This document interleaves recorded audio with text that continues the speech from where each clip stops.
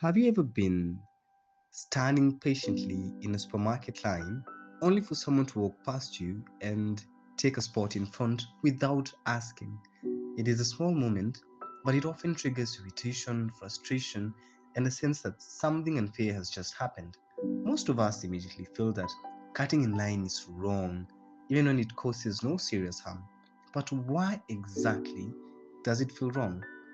Is it simply bad manners, or is there a deeper moral principle behind that reaction? Hello, everyone. My name is Brian Goro, and today I will take you through a philosophical analysis of this everyday situation using Immanuel Kant's theory of deontology. Specifically, I will explain how Kant's three formulations of the categorical imperative help us judge whether cutting in line is morally acceptable or not. So I would like to point that no prior knowledge of Kant is required. I will explain each idea step by step. Overview of the presentation.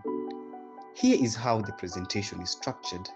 First, I will briefly explain what deontology is and how it differs from other ethical theories. Next, I will introduce Kant's categorical imperative in simple terms. Then, I will apply each of the three formulations of the categorical imperative to the scenario of cutting in line at a supermarket. Finally, I will summarize what Kant's framework teaches us about everyday moral behavior. What is deontology?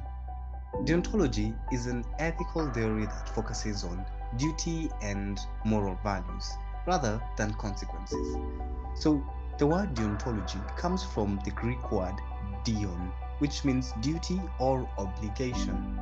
So, according to deontology, some actions are right or wrong in themselves, regardless of the outcomes they produce. So, this means that even if an action leads to, let's say, good consequences, it may still be morally wrong if it violates a moral rule. So Immanuel Kant is the most influential deontological philosopher. Kant believed that morality must be based on reason and that moral rules should apply equally to everyone. Kant and the categorical imperative. So, at the center of Kant's moral philosophy is the categorical imperative. A categorical imperative is a moral command that applies to everyone all the time without exception. Unlike advice such as, if you want good grades, study hard, which depends on personal goals, the categorical imperative does not depend on desires or preferences. So it tells us what we ought to do simply because it is morally required. So Kant presents three different formulations of the categorical imperative. Although they are phrased differently, Kant believed that they all express the same moral principle, the moral scenario. So let us now introduce the scenario. Imagine you are standing in line at a supermarket checkout. You have been waiting patiently along with others behind you. Suddenly, another customer walks ahead of everyone and takes a place near the front of the line without asking or explaining. This saves time for them, but it delays everyone else. This is a common situation, and many people immediately judge it as unfair.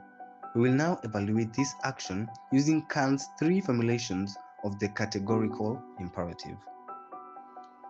The first formulation, universal law. So, the first formulation of the categorical imperative states, act only according to the maxim which you can will to become a universal law. In simple terms, Kant is asking us to consider whether the rule behind our action could be followed by everyone without contradiction. In this case, the maxim might be, when I am in a hurry, I will cut in line to save time. Applying the first formulation. Now, we test whether this maxim can be universalized. If everyone cut in line whenever they felt impatient, the idea of a line would stop making sense. Lines exist only because people agree to wait their turn. So, if no one respected this rule, orderly queuing would collapse entirely. This creates a contradiction. The action of cutting in line depends on the existence of a line, yet universalizing the behavior destroys it.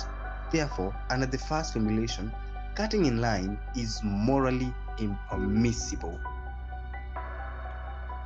Second formulation, humanity as an end. So, the second formulation states act in such a way that you treat humanity, whether in your own person or in that of another, always as an end and never merely as a means.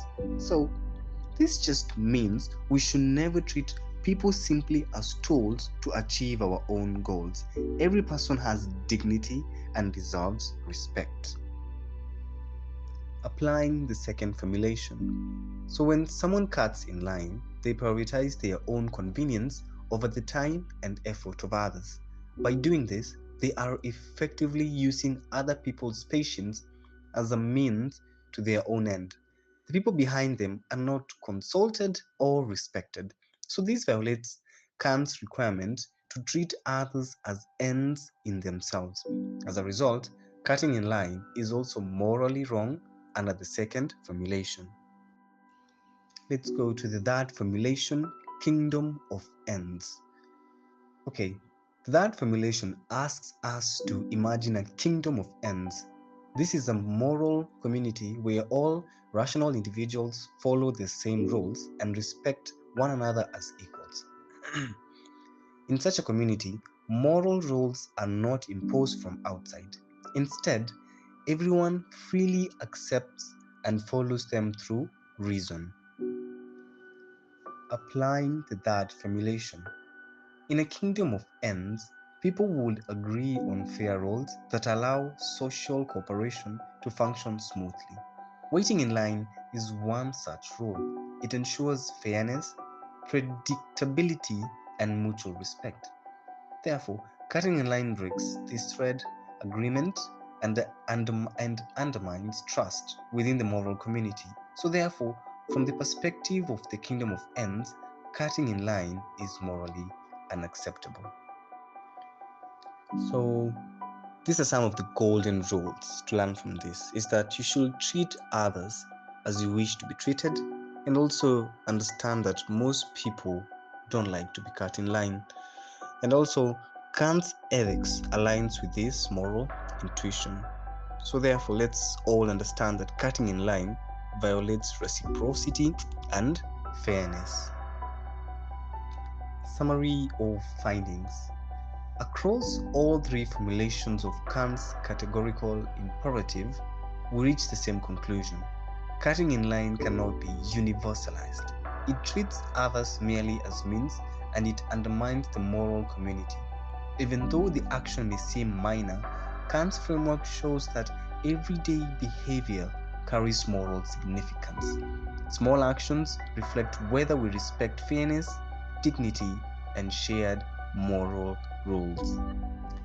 As my final reflection, Kant's deontology reminds us that morality is not only about big decisions, it is also about how we treat others in ordinary situations. So, the next time you are tempted to cut in line, Kant would ask you to pause and consider not your convenience but your duty to others. Thank you so much for listening and watching. I'm Brian Guru, and I appreciate you taking the time to reflect on ethics in everyday life.